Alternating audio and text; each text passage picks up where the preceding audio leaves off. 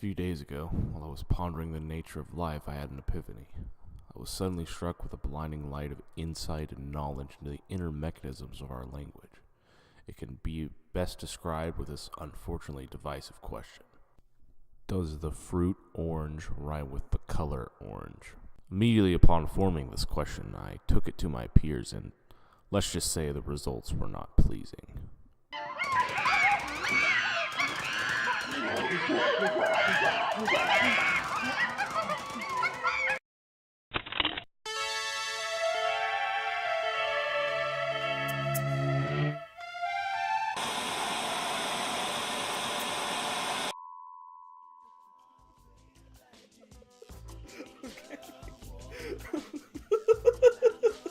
A rhyme is a repetition of similar sounds in the final stressed syllables of two or more words. It's premise 1. Premise 2. The word orange that refers to the fruit is different than the word orange that refers to the color. Premise 3. Words such as red and red or blue and blue, while being homonyms, are distinct words. Therefore, orange rhymes with orange. Okay, is this argument valid? Of course it is. Can you imagine a world where all these premises are true and the conclusion is not false? No. No, you can't. Let me help you. No. Save your brain cells. So that leaves the final question. Is my argument sound? Well, I think the best way to do this is to look at arguments one would have against each premise. So, premise 1, a rhyme is a repetition of similar sounds in the final stressed syllables of two or more words. This is straight up the definition of a rhyme. If you disagree with this, I don't know what to say to you. A lot of arguments against this have been, oh, it has to be in poetry.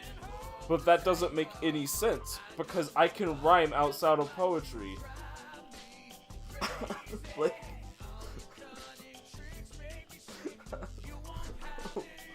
I'll do it now.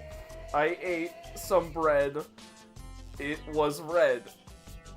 That rhymed. Those two sentences rhyme. And that wasn't a poem. There's a lot of things that can rhyme. They don't have... Poems are not the end-all be-all for rhymes, you know? Why would they? Spoken language comes first. Then we created rhyme structure. Premise 2. The word orange that refers to the fruit is different from the word orange that refers to the color. This is a little tricky one because if you look up orange in the dictionary, it would give you two definitions. However, if I can use those two words in a sentence, I feel as if that would mean they were two different words. So if I say that orange is not yellow, it is orange, I've used not the same word twice because then that sentence wouldn't make sense. But it does make sense, because I said the orange is not yellow, it's orange. That makes sense. So, premise 2, locked down. Premise 3 just supports premise 2. Words such as red or blue are homonyms and distinct words. This doesn't need, I just said it right there. Those are two words that sound the same, like orange, but they're spelled differently, and you'd be a fool to say that those were not two different words. In hindsight, I should have put that as the second premise and not the third, but you know what, it doesn't really matter, because in the end, therefore, orange rhymes with orange. It's not hard. It makes sense.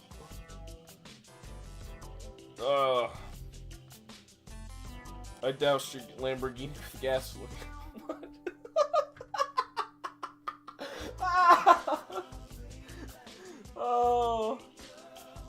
Oh my gosh. So I win. It's not even about winning. It's about showing the world that orange rhymes with orange. You know? The words we say and use.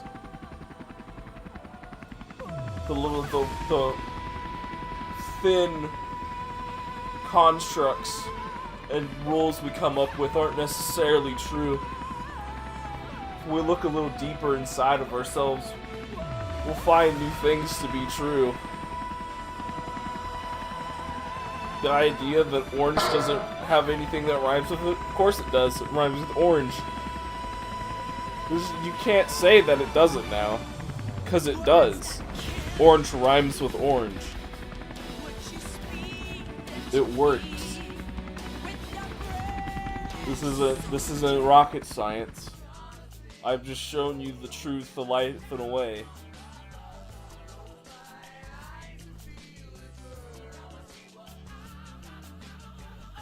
That's it, I think.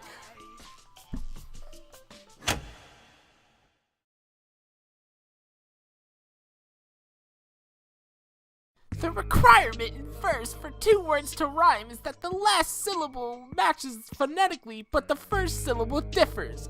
Homonyms do not count, much less the same word twice. Homonyms can at best be considered a play on word and rhymes. Also, you are a fool. Rome detected.